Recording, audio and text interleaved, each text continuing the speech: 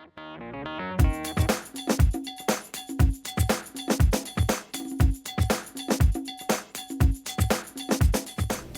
my name is Sital Patel, and I basically originated the team's project idea, which is the Automated Football Throwing Machine, AFTM for short. What is the AFTM? The AFTM is basically a football passing machine that tracks a receiver while in motion. Now how does it do this? It does this by using a set of webcams and tracking software to deliver the ball right on target. In this video, we'll discuss our progress so far. Thank you. Hey guys, I'm Javier Liu, and I'm going to be working on the tracking portion of our code.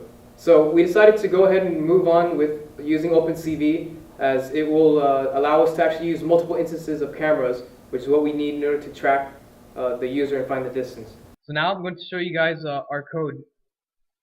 Immediately when you press run, you can see that we'll have two windows come up, and these windows will actually show us what we are tracking. As you can see, as Steven walks back and forth, we have a reticle over him, and basically this dictates what object we're tracking. Basically it only follows whatever it is that's moving.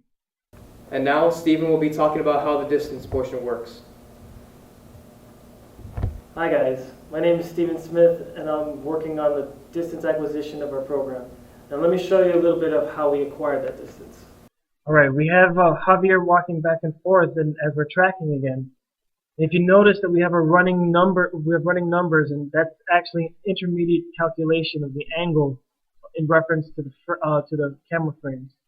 Now, utilizing that the cameras themselves have a fixed viewing angle, we can then calculate the true angle for each of the cameras, and then using trigonometry, we can actually calculate the distance. And doing so, you get a running calculation such as this one.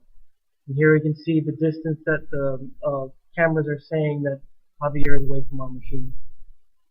Right, now let me hand it over to Hital, who will be utilizing this distance information to control the speed dial of our machine. Hi, my name is Sital Patel, and the part I'm working on is a method of controlling the speed dial on our control box using real-time distance measurements to simulate our receiver in motion. Now, for demonstration purposes, I'll be using this microservo, ultrasonic ping sensor, and an Arduino Uno to simulate our distance acquisition. Now, as you can see, it is giving me real-time distance acquisition. This distance acquisition will allow us to control this microservo, which will in turn control our speed dial. Hi, my name is Jonel Jovi. I've been working on automating the loading slot of our machine. Here we have a linear actuator which I've attached here to the machine. Using a rod and a strip of metal, this helps align the loading slot and the linear actuator together. Next, I have a remote control which will send a signal to the control box I have right here, which will then control the linear actuator. Now here's a demonstration of this working. Now let me give you a demonstration with the football.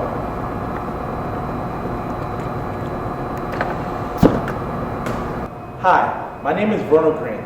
The part of the project that I'm working on is the servo motor attachment.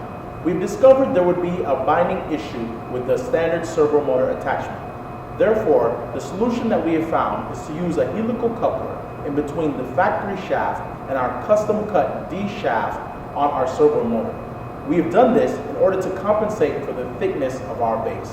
In addition, we're using stress screws to reduce the tension applied by the weight of the jugs machine and the servo motor.